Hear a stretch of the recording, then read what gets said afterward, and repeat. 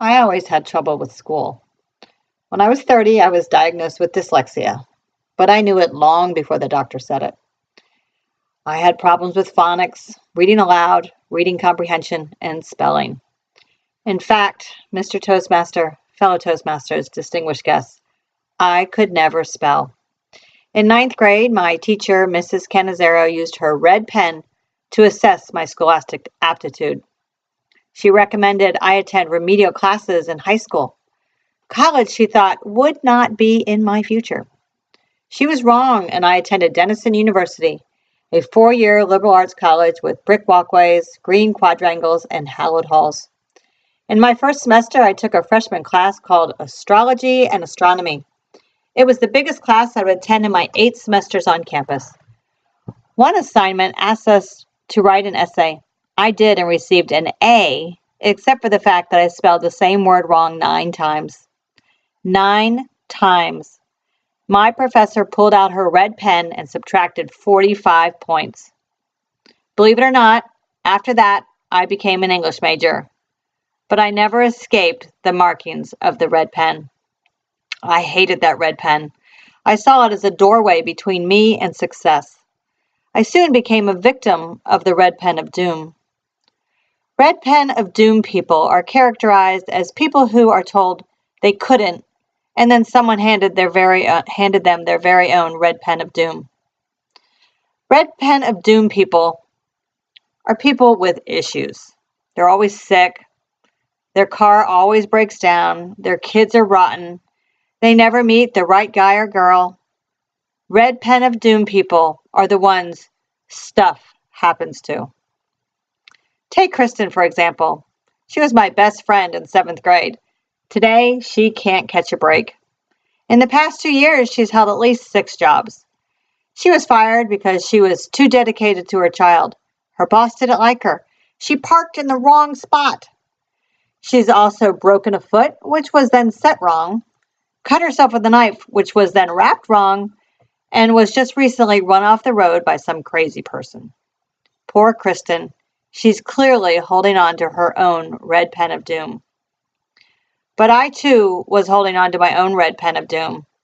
After Denison, someone approached me and suggested I apply for a job teaching first-year English at a local college. I consulted my red pen. It was right here in my hand. "You can't do that," the red pen whispered to me. I thought it held me hostage. "What do you have to lose?" my friend rebutted. You see, I was standing at the door with my red pen, waiting for the red pen to open it. But opportunity doesn't always come to the door. Sometimes, if you look just a little bit to the left, you'll see a window. I unlocked it and I pushed it open. Then I crawled through the window of opportunity and embarked on a journey that would change my life forever. I went back to school. I earned a graduate degree and taught collegiate composition and literature and wrote everything in green. I had my dream job, part-time. I wish I could tell you I threw my red pen of doom onto the floor and walked away, but I didn't. I was later turned down for a permanent position, not because I wasn't qualified, but because my competition had written a book. My red pen leapt from the floor and back into my hand. "No," I cried, "it's not fair."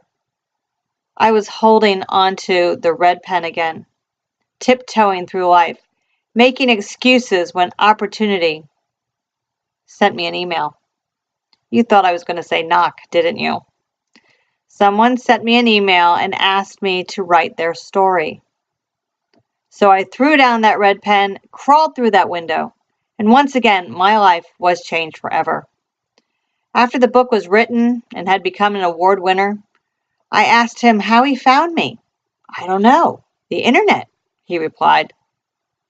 The universe, it seemed, didn't want me to be a victim of the red pen of doom. That red pen of doom might have been handed to me a long time ago, but whether or not I keep it in my hand is a decision only I can make.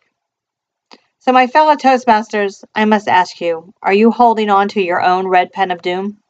Is it blocking you from the success you dream of? If you remember to look just a little bit to the left, you'll see the window of opportunity. It's up to you if you choose to lay down your red pen of doom and crawl through.